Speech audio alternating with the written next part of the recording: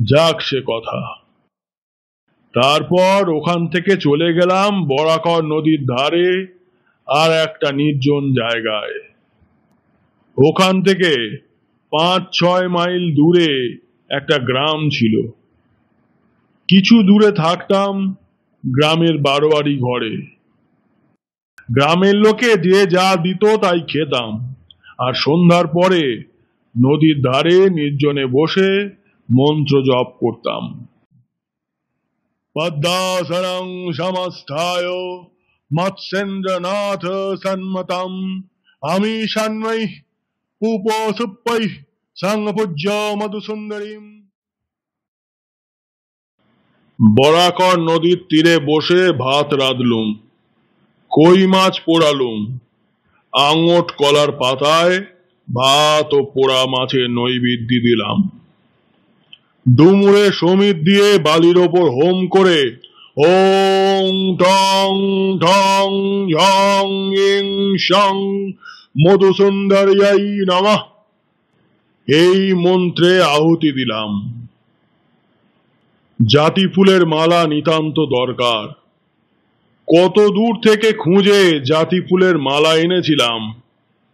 তার মালা ও চন্দন আলাদা কলার পাতায় রেখে দেবীর উদ্দেশ্যে নিবেদন করে ধ্যানে বসলাম। সারা রাত কেটে গেল। কাকস্য পরিবেদনা, বুঝলে? ঘি, চন্দন, মিষ্টি কিনতে কেবল কতকগুলো পয়সা শ্রাদ্ধ হয়ে গেল। ধ্যান জপ হোমে কিছুই ফল ফলল না। রাগ করে টান মেরে সব নৈবেদ্য ফেলে দিলাম নদীর জলে। এভাবে আরো মাস 4-5 কেটে গেল। একদিন সন্ধ্যার পরেই, রাত তখন হয়েছে সবে, আধ ঘন্টাও হয়নি, আমি একটা গাছের তলায় বসে জপ করছি। অন্ধকার হলেও খুব ঘন হয়নি তখনও। হঠাৎ তীব্র কস্তুরীর গন্ধ অনুভব করলাম বাতাসে। তারপরেই আমার মনে হলো আমার পেছনে, অর্থাৎ যে গাছটা তলায় বসেছিলাম তার গুঁড়ির আড়ালে কে একজন এসে দাঁড়িয়েছে। আমি পিছন থেকে দেখতে পাচ্ছি না বটে, কিন্তু অনেক সময় লোকের উপস্থিতি চোখে না দেখেও এভাবে ধরা যায়। আমার সমস্ত ইন্দ্রিয় তখন যেন অতিমাত্রায় সজাগ ও সতর্ক হয়ে উঠেছে। বাতাস যেন বন্ধ হয়ে গেল। সমস্ত শরীর দিয়ে যেন গরম আগুনের হলকা বেরুচ্ছে মনে হলো।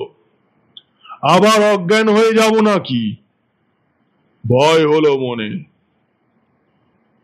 ঠিক সেই সময় আমার সামনে দেখলাম একটি মেয়ে দাঁড়িয়ে। আধ সেকেন্ড আগেও তিনি সেখানে ছিলেন না। ঠিক সেই পঞ্চমুণ্ডির আসনে বসার রাত্রের সেই অভিজ্ঞতার পুনরাবৃত্তি।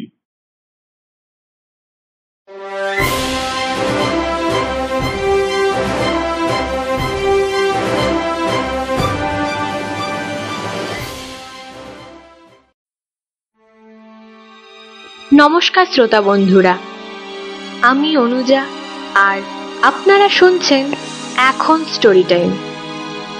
আজ আপনারা শুনবেন বিভূতিভূষণ বন্দ্যোপাধ্যায়ের লেখা তারানাথ তান্ত্রিকের দ্বিতীয় গল্প, তারানাথ তান্ত্রিক ও মধুসুন্দরী দেবীর আবির্ভাব। গল্পের কথক এবং তারানাথের চরিত্রে জয়দীপ গঙ্গোপাধ্যায়, অন্যান্য চরিত্রে অনুজা গাঙ্গুলি, ইন্দ্রনীল রায়, শুভ স্বপ্না মুখোপাধ্যায় এবং শান্তনু দে। গল্পের পোস্টার তাবন চৌধুরী, সাউন্ড এবং এফেক্ট জয়ফোর ক্রিয়েশন, প্রযোজনা টিম এখন স্টোরি টাইম।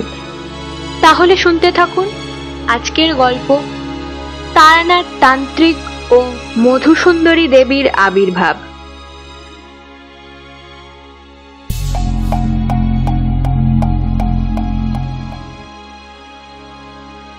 তারানাথ তান্ত্রিকের প্রথম গল্প আপনারা শুনেছেন কিছুদিন আগে।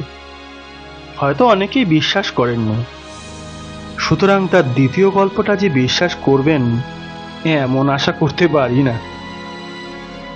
কিন্তু এই দ্বিতীয় গল্পটা এমন অদ্ভুত যে সেটা আপনাদের শোনা বা লোভ সম্বরণ করা আমার পক্ষে দুঃসাধ্য। জগতে কি ঘটে না ঘটে তার কতটুকুই বা আমরা খবর রাখি। There are more things in heaven and earth Horatio, ইত্যাদি ইত্যাদি। অতএব এই গল্পটা শুনেই নিন এবং সম্পূর্ণ অসত্য বলে ডিসমিস করবার আগে মহাকবির ওই বহুবার উদ্ধৃত সর্বজন পরিচিত অথচ গভীর উক্তিটি স্মরণ করবেন, এই আমার অনুরোধ। তবে যিনি প্রত্যক্ষ দৃষ্ট এই স্থূল জগতের বাইরে অন্য কোনো সক্ষম জগৎ কিংবা ভূত প্রেত কিংবা অন্য কোনো অশরীরী জীব কিংবা অপদেবতা উপদেবতার অস্তিত্বে আদৌ বিশ্বাসবান নন, তিনি এ গল্প না হয় নাই শুনলেন। ভূমিকা সরিয়ে রেখে এখন গল্পটা বলি, শুনুন মন দিয়ে। সেদিন হাতে কোনো কাজকর্ম ছিল না। সন্ধ্যার আগেই মাঠ থেকে ফুটবল খেলা দেখে ধর্মতলা দিয়ে ফিরছিলাম। মোহনবাগান হেরে যাওয়াতে মনও প্রফুল্ল ছিল না। কি আর করি, ধর্মতলার মোড়ের কাছেই মঠ লেনে, নাম্বারটা মনে নেই তবে বাড়িটা চিনি, তারানাথ জ্যোতিষীর বাড়ি গেলাম। তারানাথ একাই ছিল। আমায় দেখে বলল, আরে এসো এসো হে, দেখা নেই বহুকাল, কি ব্যাপার? আপনার কাছে আসলাম গল্প করতে। হাতে তেমন কাজ নেই, মনটাও আজ ভালো নেই। কিছুক্ষণ গল্প গুজবের পরে উঠতে যাচ্ছি, এমন সময় ঘোর বৃষ্টি নামল। তারানাথ আমায় এই অবস্থায় উঠতে দিল না। আমি দেখলাম বৃষ্টি হঠাৎ থামবে না। তারানাথের বৈঠকখানায় বসে আমরা দুজনে। বৃষ্টির সময় মনে কেমন এক ধরনের নির্জনতার ভাব আসে। বৃষ্টি না থাকলে মনে হয় শহরশুদ্ধ লোক বুঝি আমার ঘরে এসে ভিড় করবে। কেউ না আসলেও মনের ভাব এই রকমই থাকে, কিন্তু বৃষ্টি নামলে মনে হয় এই বৃষ্টি মাথায় কেউই আসবে না। সুতরাং আমার ঘরে আমি একা। তারানাথের সঙ্গে বসেও সেদিন মনে হলো আমরা দুজনে ছাড়া সারা কলকাতা শহরে যেন কোথাও কোনো লোক নেই। সুতরাং মনের ভাব বদলে গেল। এদিকে সন্ধ্যাও নামল। জীবনের অদ্ভুত ধরনের অভিজ্ঞতার কাহিনী বলার আর শোনার প্রবৃত্তি উভয়েরই মধ্যে জেগে উঠল। ঘোর বৃষ্টিমুখর আষাঢ় সন্ধ্যায় আমরা মোহনবাগানের শোচনীয় পরাজয়, ল্যাংড়াম অতিরিক্ত সস্তা হওয়ার ব্যাপার, চৌরঙ্গীর মোড়ে ও এলাকার বাস দুর্ঘটনা প্রভৃতি নানা রকম কথা বলতে বলতে হঠাৎ কোনো এক সময় নারী প্রেমের প্রসঙ্গে এসে পড়লাম। তারানাথ বেশ বড় জ্যোতিষী ও তান্ত্রিক হলেও সুখদেব যে নয় বা কোনো কালে ছিল না, এ কথা আগের গল্পটাতেই বলেছি। আশা করি আপনারা ভোলেননি। নারীর সঙ্গে সে যে বহু মেলামেশা করেছে এ কথা বলাই বাহুল্য। সুতরাং তার মুখ থেকেই এ বিষয়ে কিছু রসালো অভিজ্ঞতার কথা শুনব, এরকম আশা করা আমার পক্ষে সম্পূর্ণ স্বাভাবিকই ছিল। কিন্তু তার পরিবর্তে সে এ সম্বন্ধে যে অসাধারণ ধরনের অভিজ্ঞতার কাহিনীটি বর্ণনা করল, তার জন্য সত্যি বলছি আদৌ প্রস্তুত ছিলাম না। আর একটা কথা, তারানাথকে দেখে বা তার মুখের কথা শুনে আমার মনে হয়েছিল একটা কি ঘোর দুঃখ মনে সে চেপে রেখেছে। অনেকবার তন্ত্রশাস্ত্রের কথাবার্তা বলতে গিয়ে যেন কি একটা বলি বলি করেও বলেন। আজ বুঝলাম তারানাথের তান্ত্রিক জীবনের অনেক কাহিনী সে আমার কাছে কেন কারো কাছে বলেন। হয়তো সেগুলি ঠিক বলার কথাও না, কারণ সে কথা বলা তার পক্ষে কষ্টকর স্মৃতির পুনরুদ্বোধন করা মাত্র। তাছাড়া আমার মনে হয় লোককে সেসব গল্প বিশ্বাস করানো শক্ত। বললাম, জ্যোতিষী মশাইয়ের এ সম্বন্ধে নিশ্চয়ই অনেক অভিজ্ঞতা আছে, কি বলেন? তারানাথ বলল, অভিজ্ঞতা একটাই আছে, এবং সেটা বড় মারাত্মক রকমের অদ্ভুত। প্রেম কাকে বলে বুঝেছিলাম সেবার, এখন কিন্তু সেটা স্বপ্ন বলেই মনে হয়। শোনো তবে। আমি বাধা দিয়ে বললাম, কোনো ট্র্যাজিক গল্প বলবেন না। প্রথম প্রেম হলো একটি মেয়ের সঙ্গে, সে মারা গেল, এই তো, ও ঢের শুনেছি। তারানাথ হেসে বলল, ঢের শোনোনি? শোনো, কিন্তু বিশ্বাস যদি না করো তাও আমায় বলবে। এরকম গল্প বানিয়ে বলতে পারলে একজন গল্প লেখক হয়ে যেতুম হে। দু একজন নিতান্ত অন্তরঙ্গ বন্ধু ছাড়া একথা কোনো দিন কারো কাছে বলিনি। ঠিক এই সময় বাড়ির ভেতর থেকে তারানাথের বড় মেয়ে চারু ওরফে চারি 2 পেয়ালা গরম চা আর 2খানা করে পরোটা আর আলু ভাজা আনলো। চারি 10 বছরের মেয়ে, তারানাথের মতো ওই গায়ের রং বেশ উজ্জ্বল, মুখ চোখ মন্দ নয়। আমায় বলল, কাকা বাবু, লেসের কাপড়ের ছবিটা আনলেন না? চারির কাছে কথা দিয়ে রেখেছিলাম, ধর্মতলার দোকান থেকে তার উল বোনার জন্য একটা ছবির আর প্যাটার্নের নকশা কিনে দেব। বললাম, আজ ফুটবলের ভিড় ছিল, কাল এনে দেব, ঠিক কেমন? চারি বললে, ঠিক আছে কাকা বাবু। চারি দাঁড়িয়েছিল। তারানাথ তাকে বলল, মা চারি, যা তুই চলে যা, আর 2টো পান নিয়ে আয়। ঠিক আছে বাবা। মেয়ে চলে গেলে তারানাথ আমার দিকে চেয়ে বলল, ছেলে পিলের সামনে সেসব গল্প চলবে না। চাটা খেয়ে নাও, পরোটাখানা না না না ফেলতে পারবে না। ইয়ং ম্যান তোমরা, এখনই তো খাওয়ার বয়স। খেয়ে ওই বৃষ্টির জলেই হাত ধুয়ে ফেলো। চা পানের পরে তারানাথ বলতে আরম্ভ করলো, হ্যাঁ, তাহলে শুরু করি। বীরভূমের শ্মশানের সেই পাগলির অদ্ভুত কাণ্ড কারখানার কথা সেবার তোমায় গল্প করেছিলাম। তারপর ওখান থেকে তো চলে এলাম সেই কাণ্ডের পরেই। কিন্তু তন্ত্রশাস্ত্রের প্রতি আমার একটা অত্যন্ত শ্রদ্ধা হয়ে গেল তারপর থেকে। নিজের চোখে যা দেখলুম তা তো আর বিশ্বাস না করে পারি না। এটা পাগলির কথা থেকেই বুঝেছিলাম। পাগলি আমায় ইন্দ্রজাল দেখিয়েছিল নিম্নতন্ত্রের সাহায্যে, কিন্তু সে তো ব্ল্যাক ম্যাজিক ছাড়া উচ্চতন্ত্রের কথাও বলেছিল। ভাবলাম দেখি না কি আছে এর মধ্যে। গুরু খুঁজতে লাগলাম। খুঁজলে কি হবে, ও পথের পথিকের দর্শন পাওয়া অত্যন্ত দুর্লভ। এই সময়ে বহু স্থান ঘুরে বেড়িয়ে আমার 2টি মূল্যবান অভিজ্ঞতা হলো। প্রথম, ধুনি জ্বালানো সাধুদের মধ্যে 99% জন ব্যবসাদার। ধর্ম জিনিসটা এদের কাছে একটা বেচা কেনার বস্তু। ক্রেতাকে ঠকাবার বিপুল কৌশল ও আয়োজন এদের আয়ত্তাধীনে। দ্বিতীয়, সাধারণ মানুষ অত্যন্ত বোকা। এদের ঠকানো খুব সহজ, বিশেষত ধর্মের ব্যাপারে। যাক ওসব কথা।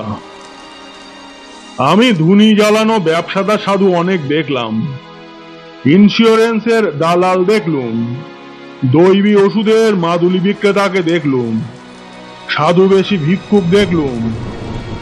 সত্যিকার সাধু একটাও দেখলাম না।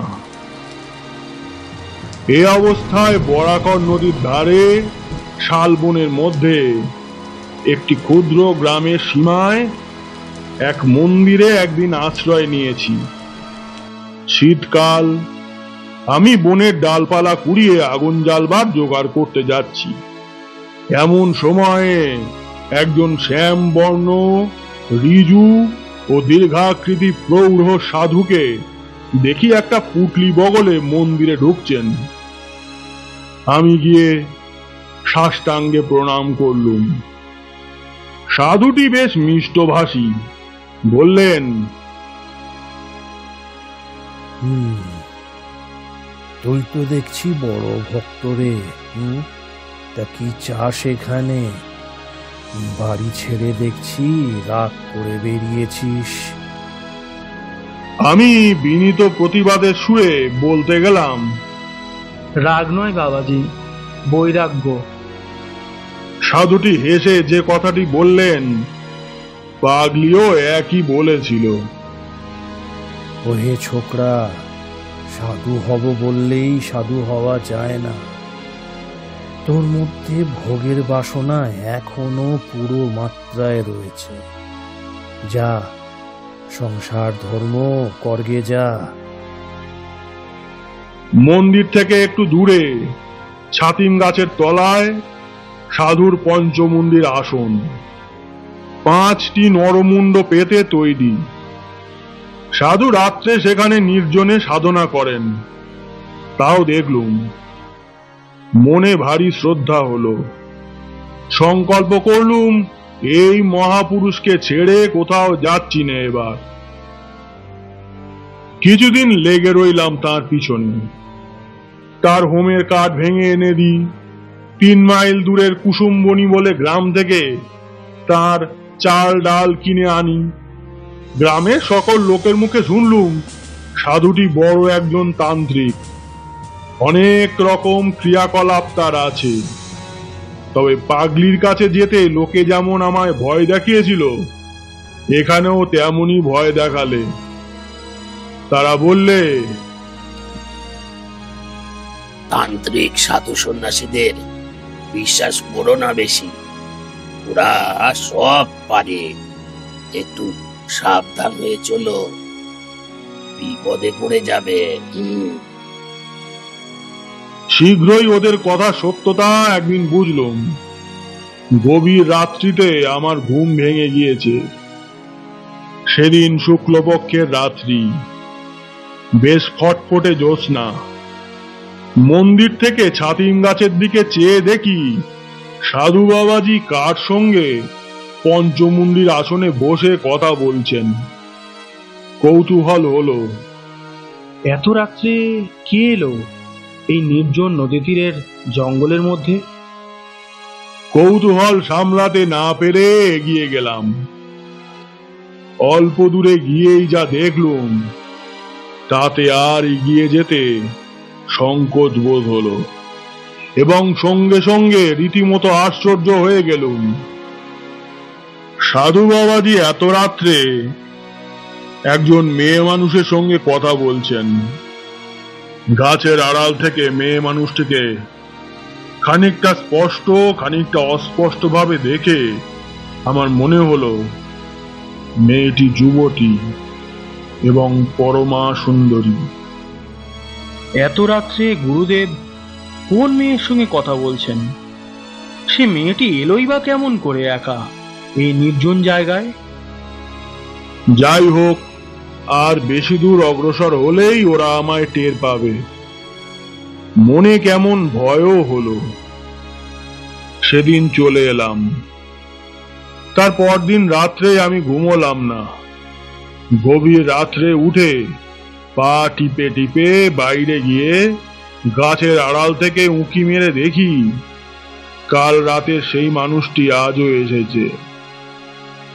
ভোর হবার কিছু আগে পর্যন্ত আমি সেদিন গাছের আড়ালে রইলাম দাঁড়িয়ে। বর্ষা হবার লক্ষণ হচ্ছে দেখে আর সাহস হলো না। মন্দিরে গিয়ে নিজের বিছানায় শুয়ে ঘুমিয়ে পড়লাম।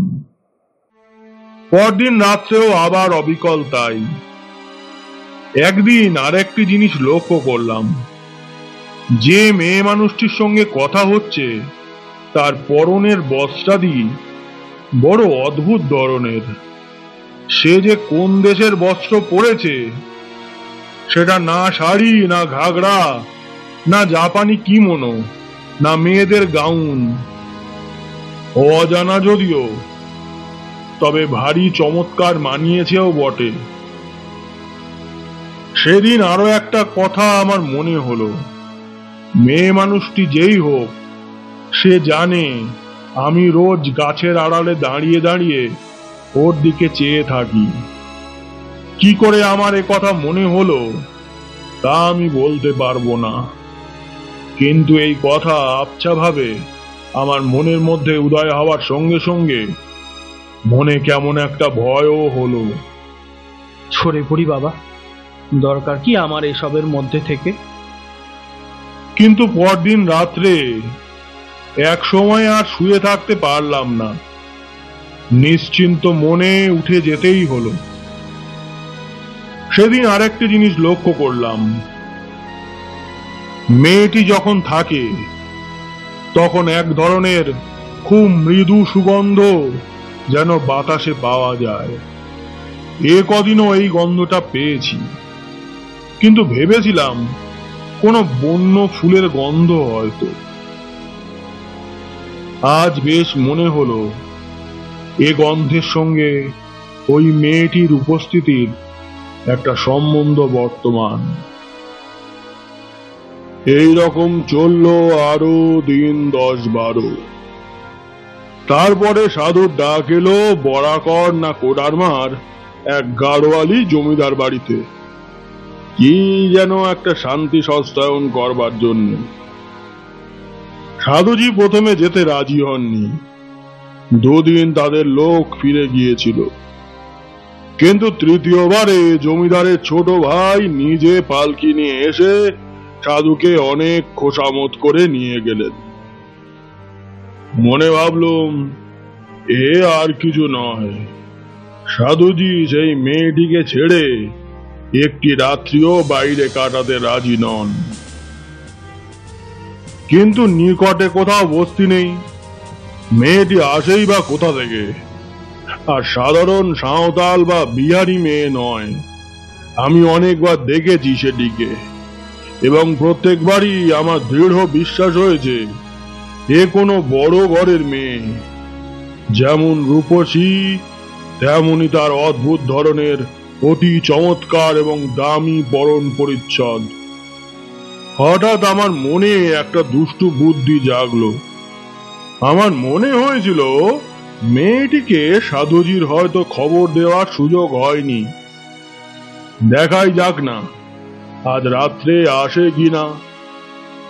তখন ছিল অল্প বয়স, তোমরা যাকে বলো রোমান্স, তার মানে প্রভাব তখন যে আমার যথেষ্টই ছিল, এতে তুমি আমাকে দোষ দিতে পারো না।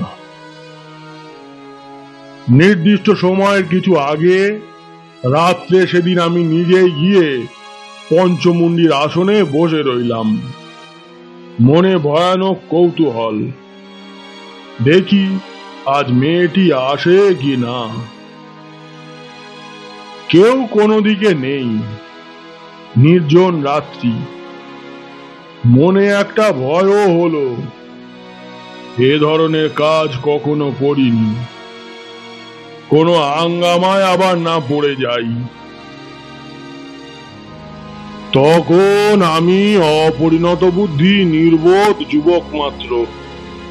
তখন গুণাক্ষরেও যদি জানতাম অজ্ঞাতসারে কি ব্যাপারে সম্মুখীন হতে চলেছি, তবে কি আর ছাতিম তলায় একা পঞ্চমুণ্ডির আসনে বসতে যাই? আসলে তা নয়, ও আমার অদৃষ্টের লিপি। সে রাত্রির জের আমার জীবনে আজও মেটেনি। আমার মনের শান্তি চিরদিনের জন্যে হারানোর সূত্রপাতটি ঘটেছিল সেই কাল রাত্রে। তা কি আর তখন বুঝেছিলাম?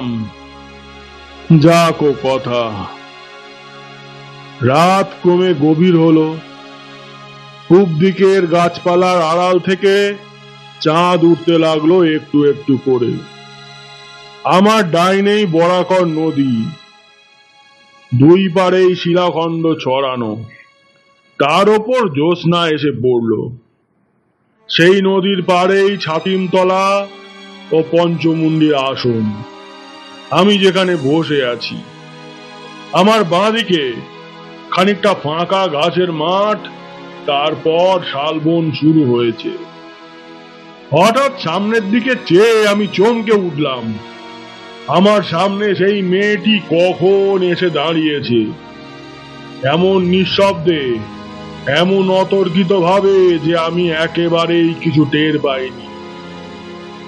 অথচ আগেই বলেছি, আমার একদিকে বরাকর নদীর জ্যোৎস্না ওঠা শিলা বিস্তৃত পাড়, আর একদিকে ফাঁকা মাঠ। আসনে বসে পর্যন্ত আমি সতর্ক দৃষ্টিও রেখেছি মাঠের দিকে। নদীর দিক থেকে আমার কাছে কারো আসা সম্ভব নয়। মাঠের দিক থেকে কেউ এলে আমার দৃষ্টি এড়ানোর কথা নয়। মেয়েটি যেখানে দাঁড়িয়ে, সেখানে 8 সেকেন্ড আগেও কেউ ছিল না আমি জানি। 8 সেকেন্ড পরেই সেখানে জলজ্যান্ত একটি রূপসী মেয়ের আবির্ভাব আমার কাছে সম্পূর্ণ ইন্দ্রজালের মতো ঠেকলো বলেই আমি চমকে উঠলাম। সঙ্গে সঙ্গে সেই মৃদু মধুর সুগন্ধ আমার সারা দেহ মন অবসাচ্ছন্ন হয়ে উঠল। আমার জ্ঞানও বোধহয় ছিল তারপর আর মাত্র 1 সেকেন্ড। তারপরে কি ঘটলো আমি আর কিছুই জানি না। যখন আমার জ্ঞান ফিরে এলো, তখন ভোর হয়েছে। উঠে দেখি সারা রাত সেই পঞ্চমুণ্ডির আসনেই আমি অজ্ঞান হয়ে পড়েছিলাম। নৈশ শীতল বায়ুতে বাইরে সারা রাত পড়ে থাকার দরুন গায়ে ব্যথা হয়েছে, গলা ভার হয়েছে। উঠে ধীরে ধীরে মন্দিরে চলে এলাম। এসে আবার শুয়ে পড়লাম। আমার মনে হলো আমার জ্বর হবে, শরীর এত খারাপ। পরদিন সারাদিন কিছু না খেয়ে শুয়েই রইলাম, আর কেবলই কাল রাত্রের কথাটা ভাবি। মেয়েটি কে? কি করে অমন নিঃশব্দে অতর্কিতে ওখানে এলো? এ তো একেবারে অসম্ভব। মেয়েটি যে অসামান্য রূপসী, অজ্ঞান হয়ে পড়বার পূর্বে ওই কয়েক সেকেন্ডের মধ্যেই তা আমি দেখে নিয়েছিলাম। আমি অজ্ঞান হয়ে পড়লামই বা কেন? এরও তো কোনো যুক্তিসঙ্গত কারণ খুঁজে পেলাম না। অথচ সেই কথা নিয়ে মনের মধ্যে তোলপাড় করাও সারাদিন আমার ঘুচল না। বিকেলের দিকে সাধু বাবাজি গাড়োয়াল জমিদার বাড়ি থেকে ফিরলেন। আমার জন্য লাড্ডু, কচৌড়ি এবং একটা মোটা সুতির চাদর এনেছেন। তার নিজের জন্য জমিদার বাড়ি থেকে ভালো একখানা পশমি আলোয়ান দিয়েছে। আমায় তিনি বললেন, শুয়ে কেন, ওঠ, জিনিসগুলো রেখে দে। অতি কষ্টে উঠে সাধুর হাত থেকে পুঁটুলিটা নিলাম। তিনি আমার দিকে চেয়ে বললেন, তা হয়েছেটা কি, অসুখ বিসুখ নাকি? কিছু জবাব দিলাম না। সাধু স্নান করতে গেলেন এবং এসে জমিদার বাড়ির কাণ্ড কিরকম তারই সবিস্তারে বর্ণনা করতে লাগলেন। তারপর আমায় বললেন, তোর কি হয়েছে বলতো? এমন মন মরা ভাব কেন?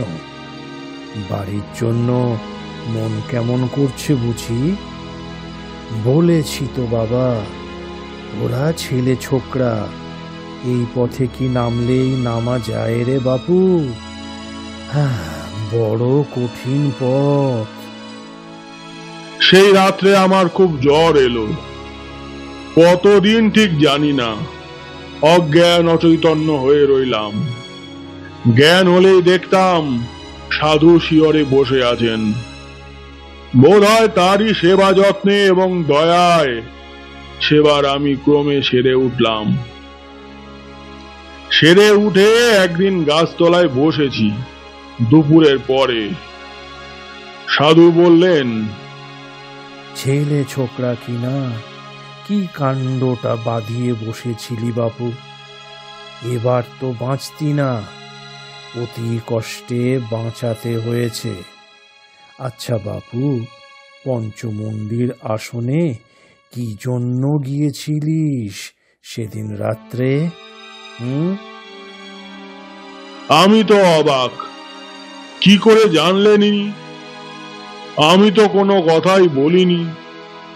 হঠাৎ আমার সন্দেহ হলো সেই অদ্ভুত মেয়েটির সঙ্গে নিশ্চয়ই সাধুর ফিরে এসে দেখা হয়েছে, সেই বলেছে সব। আমাকে চুপ করে থাকতে দেখে সাধু বললেন, ভাবছিস আমি কি করে জানলাম, তাই না? আরে বাপু, কতটুকুই বা তোরা জানিস আর কতটুকুই বা বুঝিস, তোদের দেখে দয়া হয়। ভয়ে ভয়ে আমি বললাম, আপনি জানলেন কি করে? সাধু এসে বললেন, আরে পাগল, তুই তো জ্বরের ঘোরে বলেছিস এসব কথা, নইলে জানবো কি করে? যাক, প্রাণে বেঁচে গেছিস এই ঢের, আর কখনো অমন পাগলামি করতে যাস নে রে। আমি চুপ করে রইলাম। তাহলে আমি বিকারের ভোরে সব ফাঁস করে দিয়েছি। সেই দিন মনে মনে সংকল্প করলাম, দু একদিনের মধ্যেই এখান থেকে চলে যাব, শরীরটা একটু সুস্থ হয়ে উঠলেই। কিন্তু আমার ভাগ্যলিপি অন্যরকম ছিল। সাধু বাবাজিকে তার পরদিন পাহাড়ি বিচ্ছুতে কামড়ালো। তিনি তো যন্ত্রণায় অজ্ঞান হয়ে গেলেন। আমি 5 মাইল দূরবর্তী মিহিজাম থেকে ডাক্তার ডেকে আনি, তার সেবা করি, দিন রাত জেগে। 3 দিন পরে তাকে সারিয়ে তুলি। দিন 10 পরে আমি একদিন বললুম, সাধুজি, আমি আর চলে যেতে চাই। সাধু বিস্মিত হয়ে বললেন, চলে যাবি? কোথায় যাবি? এখানে থেকেই বা কি হবে? আমার তো কিছু হচ্ছে না। মিছে বসে থাকা আর মন্দিরের প্রসাদে ভাগ বসানো, দুটি পেটের ভাতের লোভে আমি তো এখানে বসে নেই। সাধুজি চুপ করে গেলেন, তখন কোনো কথা বললেন না। সন্ধ্যার কিছু আগে আমায় ডেকে তিনি কাছে বসালেন, বললেন,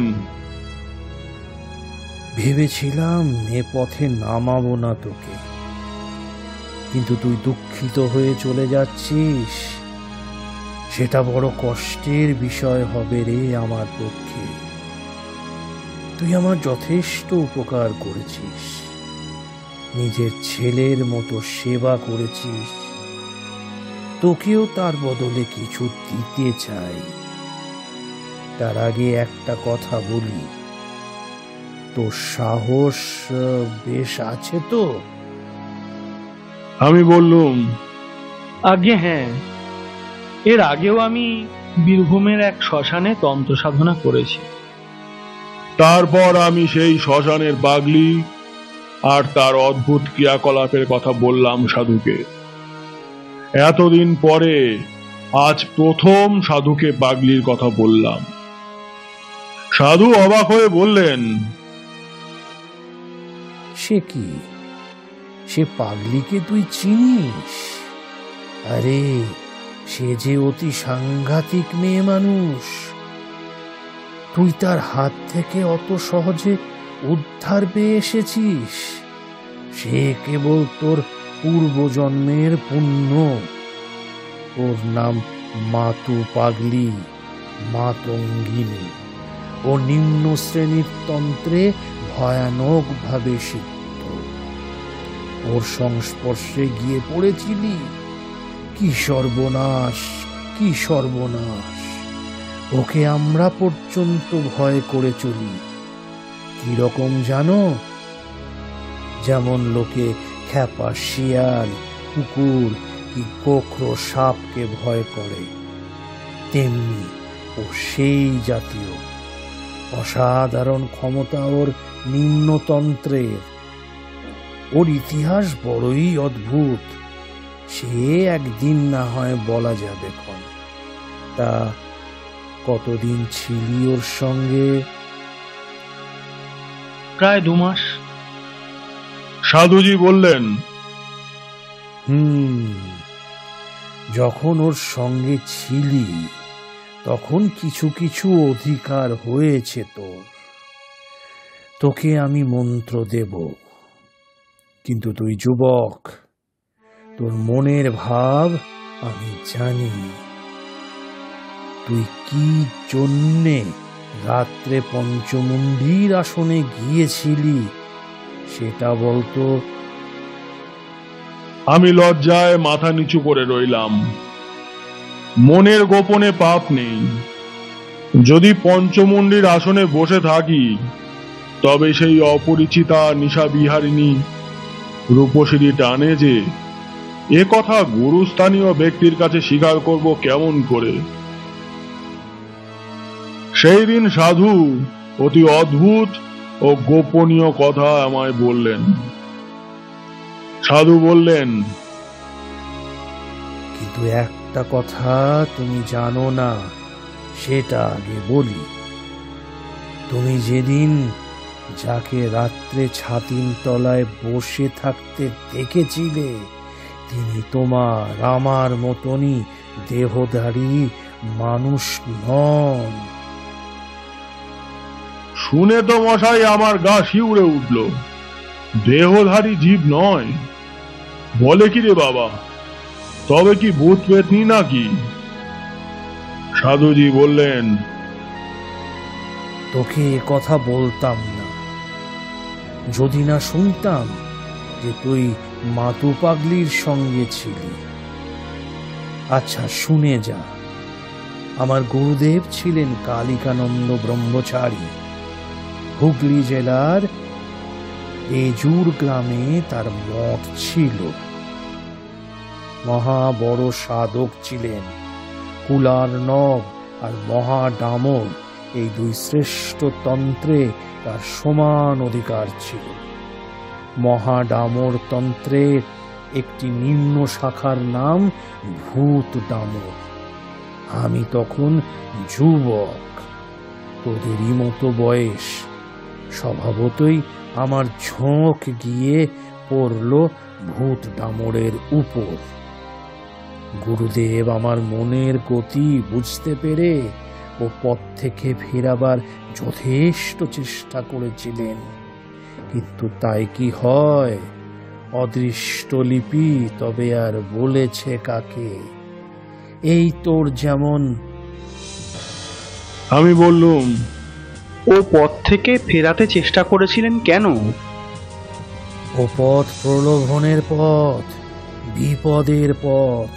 ভূত ডামর তন্ত্র নানা প্রকার অশরীরী উপদেবীদের নিয়ে কারবার। তন্ত্রের ভাষায় এদের সাধারণ নাম যোগিনী। জপে ও সাধনায় বশীভূত হয়ে এদের মধ্যে যে কেউ, যার সাধনা তুমি করবে, সে তোমার আপন হয়ে থাকতে পারে। নানাভাবে এদের সাধনা করা যায়। কিঙ্কিনী দেবীকে মাতৃরূপে পেতে হয়। কনকাবতী দেবীকে পাওয়া যায় কন্যাভাবে। কিন্তু বাকি সব যোগিনীদের যে কোনোভাবে সাধনা করা যায় এবং যে কোনোভাবে পেতে পারা যায়।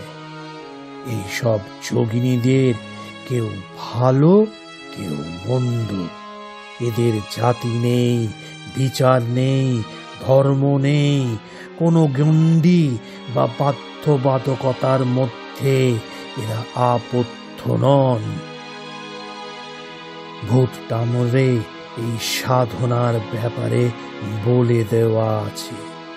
ভূত ডামরের প্রথম শ্লোক হল, অখ্যাত সংপ্রবক্ষামি যোগিনী সাধনোত্তমম সর্বার্থ সাধনং নাম দেহিনাং সর্বসিদ্ধিদম অতিগুচ্ছা মহাবিদ্যা দেবানামপি দুর্লভা।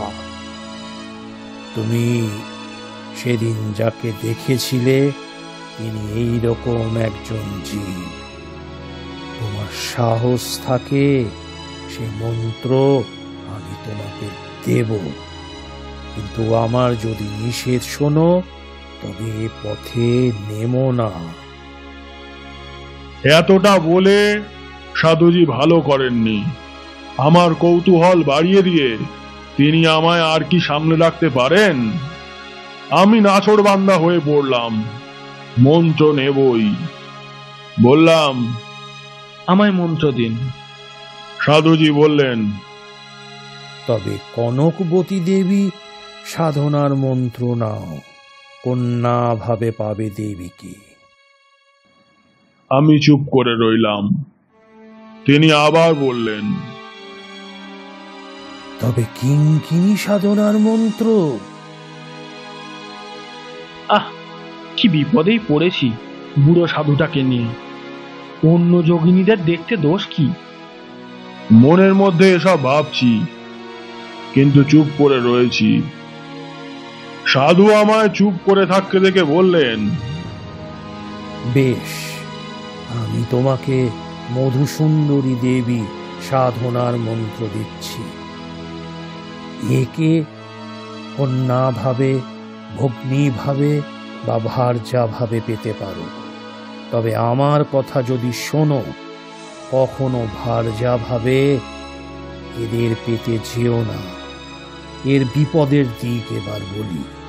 ভার্যা ভাবে সাধনা করলে তিনি তোমাকে প্রণয়ীর মতো দেখবেন, কিন্তু এরা মহাশক্তিশালিনী যোগিনী, সাধারণ মানবী নয়।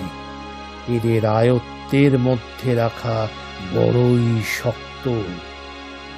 হয় তোমাকে পৃথিবীর মধ্যে সর্বাপেক্ষা সুখী মানুষ করে রাখবে, নয়তো একেবারে উন্মাদ করে ছেড়ে দেবে। এদের সামলাতে পারা বড় কঠিন। সাধুজি এরপর আমায় মন্ত্র দিলেন এবং বললেন, বাবা, এই জায়গা থেকে তোমায় চলে যেতে হবে। তোমায় এখানে আমি আর রাখতে পারিনি। এক জায়গায় দুজন সাধকের সাধনা হয় না। বেশ ভালো, আমিও তা চাইনি। আমার ভয় ছিল হয়তো সাধুজিও মাতু পাগলির মতো হিপনোটিজম জানে এবং খানিকটা অভিভূত করে যা তা দেখাবে আমায়। তারপর আমি তারানাথের কথায় বাধা দিয়ে বললাম, কেন? আপনি যে সচক্ষে পঞ্চমুণ্ডির আসনে কি মূর্তি দেখেছিলেন, তখন তো সাধু সেখানে ছিলেন না। তারানাথ বলল, তারপর আমার টাইফয়েড জ্বর হয় বলিনি? হয়তো পঞ্চমুণ্ডির আসনে যখন বসে তখনই জ্বর আসছে। সে সময় জ্বরের পূর্বাবস্থায় অসুস্থ মস্তিষ্কে কি বিকার দেখে থাকবো? হয়তো চোখের ধাঁধা। জ্বর ছেড়ে সেরে উঠে এ সন্দেহ আমার হয়েছিল, সত্যি বলছি। যাক সে কথা। তারপর ওখান থেকে চলে গেলাম বরাকর নদীর ধারে আর একটা নির্জন জায়গায়। ওখান থেকে 5-6 মাইল দূরে একটা গ্রাম ছিল। কিছু দূরে থাকতাম গ্রামের বারোয়ারি ঘরে। গ্রামের লোকে যে যা দিত তাই খেতাম, আর সন্ধ্যার পরে নদীর ধারে নির্জনে বসে মন্ত্র জপ করতাম। এই রকমে 1 মাস কেটে গেল, 2 মাস গেল, 3 মাস গেল, কিছুই দেখিনি। মন্ত্রের উপর বিশ্বাস ক্রমেই যেন কমে যাচ্ছে। তবুও মনকে বোঝালাম 6 মাস পরে পূর্ণ আহুতি ও হোম করার নিয়ম বলে দিয়েছিলেন সাধুজি। তার আগে কিছু হবে না। দেখতে দেখতে 6 মাসও পূর্ণ হলো। সাধুজি যেমন বলে দিয়েছিল ঠিক সেই সব নিয়ম পালন করলাম। পদ্মাসনং সমস্থায় মৎস্যেন্দ্রনাথ সন্মতম আমি শান্মৈ উপসুপ্পৈ সংপূজ্য মধুসুন্দরীম। বরাকর নদীর তীরে বসে ভাত রাঁধলুম, কই মাছ পোড়ালুম, আঙট কলার পাতায় ভাত ও পোড়া মাছের নৈবেদ্য দিলাম। ডুমুরে সমিত দিয়ে বালির ওপর হোম করে ওং টং ঠং ঝং ইং শং মধুসুন্দরীয়াই নমঃ এই মন্ত্রে আহুতি দিলাম। জাতি ফুলের মালা নিতান্ত দরকার। কত দূর থেকে খুঁজে জাতি ফুলের মালা এনেছিলাম। তার মালা ও চন্দন আলাদা কলার পাতায় রেখে দেবীর উদ্দেশ্যে নিবেদন করে ধ্যানে বসলাম। সারা রাত কেটে গেল। বললাম, কিছু দেখলেন? কাকস্য পরিবেদনা, বুঝলে। ঘি, চন্দন, মিষ্টি কিনতে কেবল কতকগুলো পয়সা শ্রাদ্ধ হয়ে গেল। ধ্যান, জপ, হোমে কিছুই ফল পড়ল না। রাগ করে টান মেরে সব নৈবেদ্য ফেলে দিলাম নদীর জলে। বেটা সাধু বিষম ঠকিয়েছে। কোনো বেটার কোনো ক্ষমতা নেই। যেমন মাথু পাগলি তেমনই এ সাধু। তন্ত্রতন্ত্র সব বাজে। খানিকটা হিপনোটিজম জানে, তার বলে মূর্খ গ্রাম্য লোককে ঠকিয়ে খায়। হ্যাঁ, এই সব ভাবি বটে, জবটা কিন্তু ছাড়তে পারিনি। অভ্যেস মতো করেই যাই। ওটা যেন একটা বদ অভ্যেসে দাঁড়িয়ে গিয়েছিল। এভাবে আরো মাস 4-5 কেটে গেল।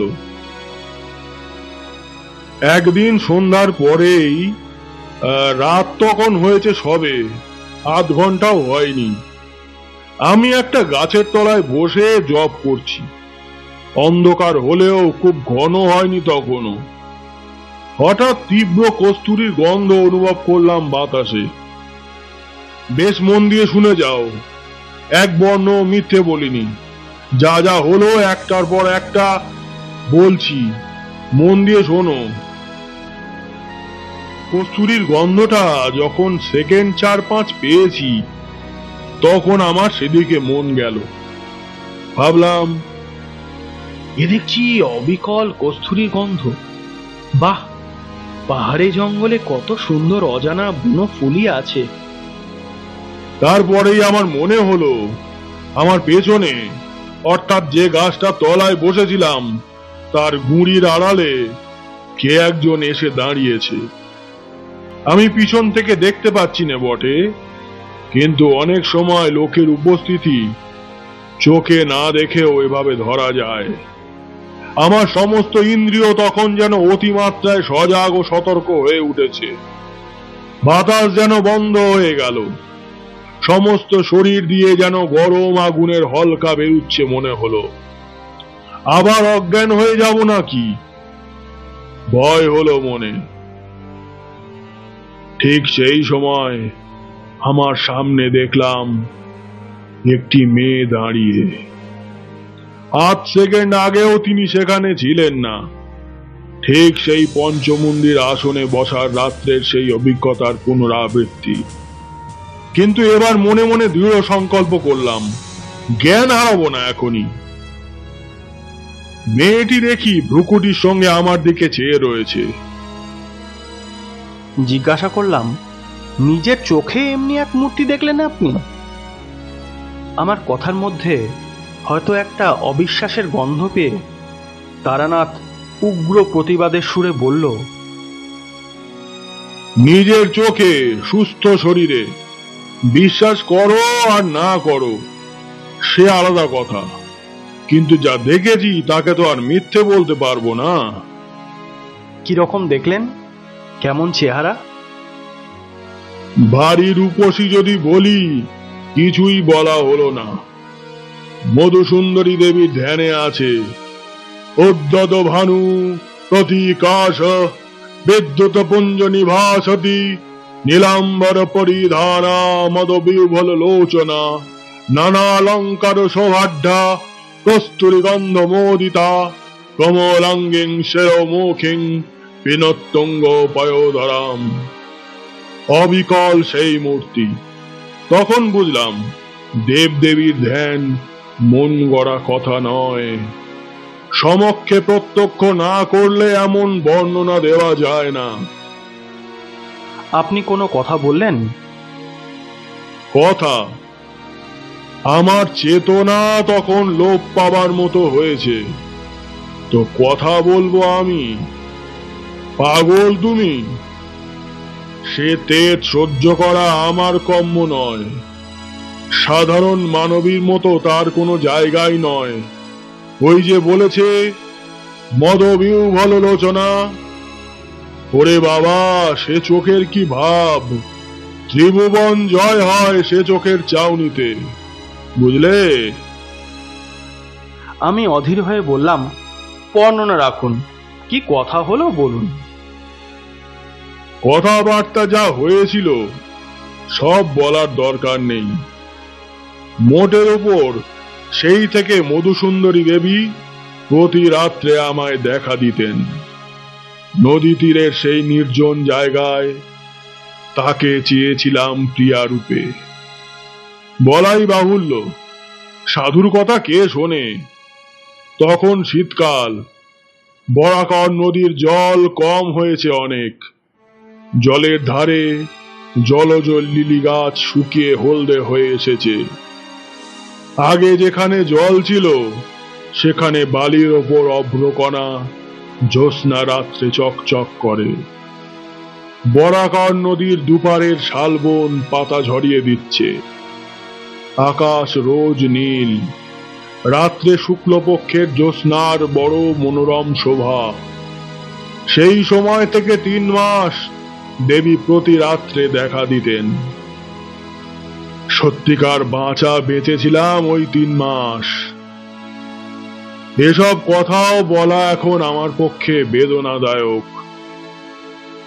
কত বেদনাদায়ক তুমি জানো না। আমার জীবনের যা সর্বশ্রেষ্ঠ আনন্দ তা পেয়েছিলাম ওই 3 মাসে। দেবী বটে, মানুষের সাধ্য নেই অমন ভালোবাসা, অমন নিবিড় বন্ধুত্ব দান করা। সে এক স্বর্গীয় দান। সে তুমি বুঝবে না। তোমায় কি বুঝাবো? তুমি আমায় অবিশ্বাস করবে, মিথ্যেবাদী, না হয় পাগল ভাববে। হয়তো ভাবছো এতক্ষণ। তুমি কেন? আমার স্ত্রী আমার কথা বিশ্বাস করে না। আমায় তান্ত্রিক সাধু পাগল করে দিয়েছিল গুণজ্ঞান করে, এই কথাই সবাই ভাবে। কিন্তু সে সুখের প্রকৃতি ভীষণ তেজস্কর মদিরার মতো। আমাকে তার নেশা দিনে দিনে কেমন যেন অপ্রকৃতিস্থ করে দিতে লাগলো। কিছু ভালো লাগে না।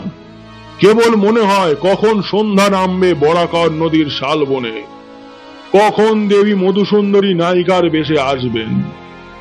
সারা রাত্রি কোথা দিয়ে কেটে যাবে স্বপ্নের মতো, নেশার ঘোরের মতো। আকাশ, নক্ষত্র, দিক বিদিকের জ্ঞান লুপ্ত হয়ে যাবে কয়েক প্রহরের জন্য। কয়েক প্রহরের জন্য সময় স্থির হয়ে, নিশ্চল হয়ে, স্থাণুর মতো অচল হয়ে থেমে থাকবে বরাকর নদী তীরের বনপ্রাঙ্গণে। একদিন ঘটল বিপদ। একটি সাঁওতালি মেয়ে রোজ নদীর ঘাটে জল নিতে আসে। সুঠাম তার দেহের গঠন। নিকটের বস্তিতে তার বাড়ি। অনেকদিন থেকে তাকে দেখছি, সেও আমায় দেখছে। সেদিন সে জল নিয়ে ফিরে যাচ্ছে। আমায় তাদের বাঁকা বাংলায় বললে, ছেলে হয়ে হয়ে মরে যায় সাধু বাবা, তোমার কাছে কোনো বাঁধুনি আছে? এমন ভাবে করুণ সুরে বললে আমার মনে দয়া হলো। মাদুলি দিতে জানি এ কথা বলিনি, তবে তার সঙ্গে কিছুক্ষণ গল্প করেছিলাম। তারপর সে চলে গেল। মধুসুন্দরী দেবীকে সেদিন দেখলুম অন্য মতিতে। কি ভ্রুকুটি কুটিল দৃষ্টি, কি ভীষণ মুখের ভাব!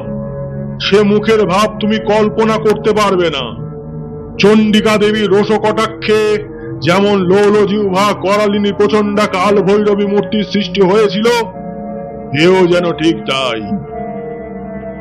সেদিন বুঝলুম আমি যার সঙ্গে মেলামেশা করি সে মানুষ নয়, মানুষের পর্যায়ে সে পড়ে না। মানবী রাগ যতই করুক সে করালিনী হয় না, পিশাচী হয় না, মানবী থেকে যায়। ভীষণ পুতিগন্ধে সেদিন শালবন ভরে গেল। প্রতিদিনের মতো কস্তুরীর সুবাস কোথায় গেল মিলিয়ে। তারপর এলেন মধুসুন্দরী দেবী। দেখেই মনে হলো এরা দেবীও বটে, বিদেহী পিশাচীও বটে। এদের ধর্মাধর্ম নেই, সব পারে এরা। যে হাতে নায়িকার মতো ফুলের মালা গাঁথে, সেই হাতেই বিনা দ্বিধায় বিনা অনুশোচনায় নিমেষে ধ্বংস করতে এরা অভ্যস্ত। আমার ভীষণ ভয় হলো। পিশাচী মধুসুন্দরী তা বুঝে বললে,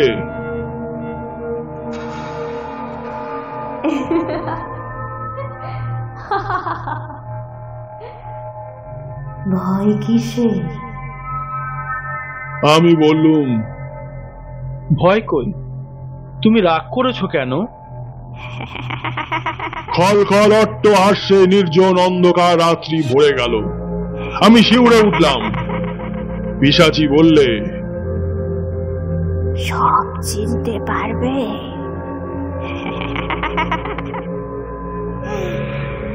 অন্ধকার রাত্রে সাঁওতালদের কোনো বইয়ের সব যদি তোমার সামনে দিয়ে জলের উপরে ভেসে ওঠে, চিনতে পারবে তুমি? তুমি যদি না চিনতে পারো, তাহলে কাল সকালে অন্য লোকেরা দুটি সবকে জড়াজড়ি করে ভেসে উঠতে দেখলে ঠিক চিনতে পারবে, চিনতে পারবে।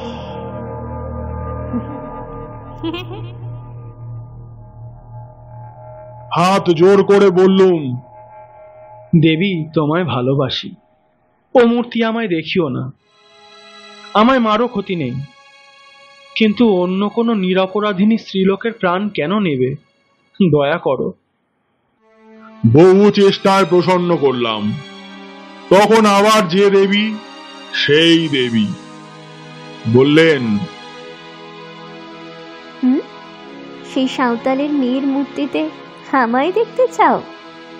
আচ্ছা বেশ, সেই মূর্তিতে এখনই দেখা দেব। বলতে বলতে সেই সাঁওতালদের মেয়েটি আমার সামনে দাঁড়িয়ে, বরং আরো নিটোল গড়ন শরীরের, মুখের ভাব আরো কমনীয়।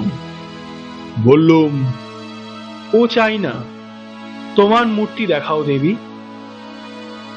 সেই রাত্রি থেকে বুঝলুম কাল সাপ নিয়ে খেলা করছি আমি। গুরুদেব বারণ করেছিলেন এই জন্যেই, হয়তো একদিন মরবো এর হাতেই। সাপুরে সাপ খেলায় মন্ত্রের জোরে, আবার বেকায়দায় পড়লে সাপের ছোবলেই মরে। এভাবে বেশি দিন কিন্তু ছিল না। কিছুদিন পরে পিশাচী মূর্তি ভুলে গেলাম দেবীর অনুপম প্রেমে আর মধুর ব্যবহারে। তাতেও বুঝলুম এ সাধারণ মানবী নয়, অমানসিক ধরনের এদের মন। মানুষের বিবর্তনের জীব এরা নয়, হয় তার উপরে নয় তার নিচে। একদিন দেবী আমায় বললেন, আর কিছুদিন যাক, তোমায় বহু দূরে নিয়ে যাব। কোথায়? সে বলবো না এখন। কত দূরে? কোন দিকে? এত দূরে, এমন দিকে যা তুমি ধারণাও করতে পারবে না। তবে তোমার ভাগ্যে তা কি আছে? সব ভুলে গেলাম আবার। পিশাচিনী মধুসুন্দরী তখন কোথায় মিলিয়ে গেছে? আমার সামনে হাস্যলাস্যময়ী যৌবন চঞ্চলা মৃদু স্বভাবা অপরূপ রূপসী এক তরুণী নারী, দেবী বটে। আমি আবার কিসের নেশায় অভিভূত হয়ে পড়লাম, মাথা ঠিক রইল না। একদিন দেবী বললেন, বিপদ আসছে, বড় বিপদ আসছে তোমার, তৈরি হও। কি বিপদ? তা বলবো না। প্রাণ সংশয়ের বিপদ? তা বলবো না। তুমি অভয় দিলে বিপদ কিসের? না গো না, আমি ঠেকাতে পারবো না, কেউ ঠেকাতে পারবে না। যা আসছে তা আসবেই। কথা কেটে গেল শিগগির, খুব বেশি দেরি হয়নি। 3 মাস পরে আমার বাড়ি থেকে লোকজন আমার সন্ধানে সেখানে গিয়ে হাজির। গ্রামের লোক তাদের বলেছে, একজন পাগল, বোধহয় বাঙালি হবে, অল্প বয়সে বরাকর নদীর ধারে ওই শালবনে সন্ধ্যেবেলা বসে থাকে আর আপন মনে বিড়বিড় করে বকে। আমায় এই অবস্থায় গাঁয়ের অনেকেই নাকি দেখেছে। তাই শুনে বাড়ির লোক আমায় গিয়ে খুঁজে বার করলে। ছেঁড়া ময়লা কাপড় পরনে, মাথায় জট, গায়ে খড়ি উঠছে, এই অবস্থায় নাকি আমায় ধরে। বাড়ি ধরে আনবার জন্য টানাটানি। আমি কিছুতেই আসবো না, ওরাও ছাড়বে না। আমার তখন সত্যি জ্ঞান নেই, সত্যি আমি ক্ষিপ্ত, উন্মাদ। ওরা হয়তো আমায় আনতে পারতো না, কিন্তু যে দেবীকে পেয়েছিলাম প্রণয়িনী রূপে, তিনি নিরুৎসাহ করলেন। কিরকম? ওরা ধরে নিয়ে গিয়ে নিকটবর্তী গ্রামের একটি গোয়াল ঘরে আমায় বেঁধে রেখেছিল। গভীর রাত্রে বাঁধন ছিঁড়ে ওদের হাত থেকে লুকিয়ে পালিয়ে সেই একটি রাত মধুসুন্দরী দেবীর সঙ্গে দেখা করেছিলাম। দেবীকে বললাম, আমি এই নদী তীরের তীর্থস্থান ছেড়ে কোথাও যাব না। তিনি নিষ্ঠুর হাসি এসে বললেন, যেতে হবেই। এই আমার অদৃষ্ট লিপি। অদৃষ্টের বিরুদ্ধে তিনি অত বড় শক্তিশালিনী যোগিনী হয়েও যেতে পারেন না। তিনি জানেন এই রাতের পরে জীবনে তার সঙ্গে আর কখনো দেখা হবে না। আগে থেকে বলে তৈরি করে রাখতে চেয়েছিলেন এই জন্যেই। দেবী ত্রিকালজ্ঞা, তাকে জিজ্ঞেস করিনি কি করে তিনি এ কথা জানলেন। হলো তাই। বাড়ি আসার পরে সবাই বললে, কে কি খাইয়ে পাগল করে দিয়েছে। দিন কতক উন্মাদের চিকিৎসা চলল। বছর খানেক পরে আমার বিয়ে দেওয়া হলো। সেই থেকেই আমি সংসারী। আমি জিজ্ঞাসা করলাম, আর কখনো মন্ত্র জপ করে তাকে আহ্বান করেননি কেন? বাপরে, এ কি ছেলে খেলা! মারা যাব শেষে। অন্য নারী জীবনে এলে তিনি দেখা দেবেন, সে চেষ্টাও কখনো করিনি। সে কতকাল হয়ে গেল, সে কি আজকের কথা? আচ্ছা, এখন আর তাকে দেখতে ইচ্ছা হয় না? বৃদ্ধ তারানাথ উৎসাহে উত্তেজনায় বালিশ বুকে দিয়ে খাড়া হয়ে উঠে বসল। ইচ্ছে হয় না কে বলেছে? বললুম তো, ওই 3 মাসই বেঁচে ছিলাম। দেবী এসেছিলেন মানুষী হয়ে।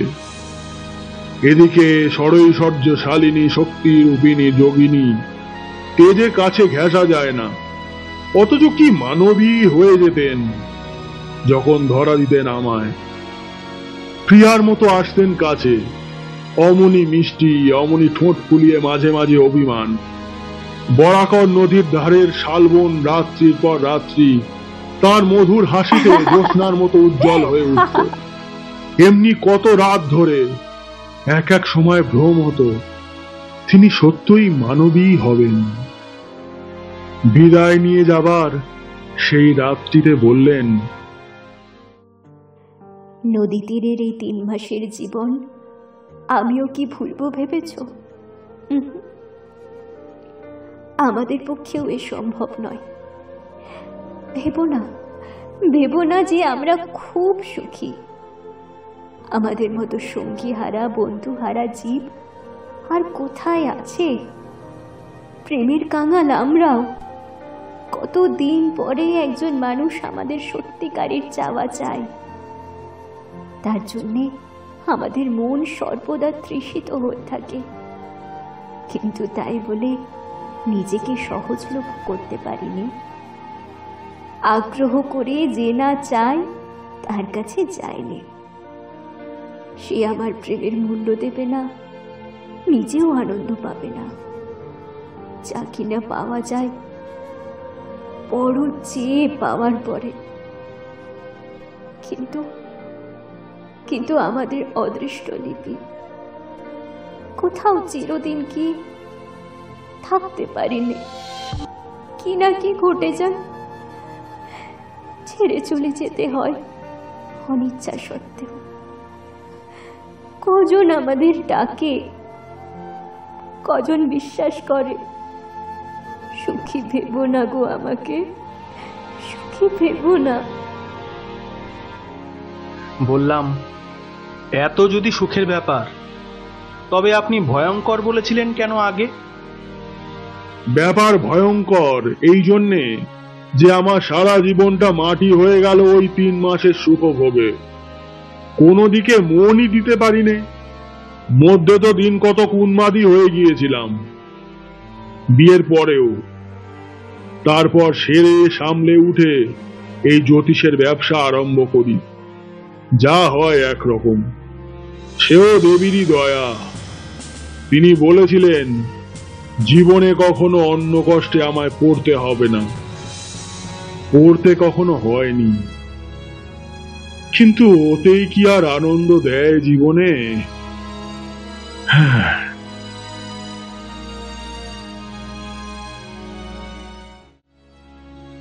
তারানাথ গল্প শেষ করে বাড়ির ভেতরে যাবার জন্য উঠল। আমিও বের হয়ে ধর্মতলার মোড়ে আসলাম। এত অদ্ভুত অবাস্তব জগৎ থেকে 20 শতাব্দীর বাস্তব সভ্যতার জগতে এসে যেন হাঁপ ছেড়ে বাঁচলাম। যতক্ষণ তারানাথ গল্প বলে ততক্ষণ ওর মুখ চোখের ভাবে আর গলার স্বরে গল্পের সত্যতা সম্বন্ধে অবিশ্বাস জাগেন। কিন্তু ট্রামে উঠেই মনে হলো, কি মনে হলো তা নাইবা বললাম।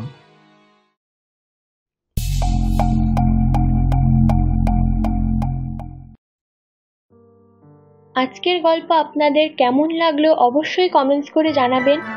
ভালো লাগলে অবশ্যই একটা লাইক করবেন এবং এরকম গল্প নিয়ে আমরা আবারও ফিরে আসবো। নমস্কার।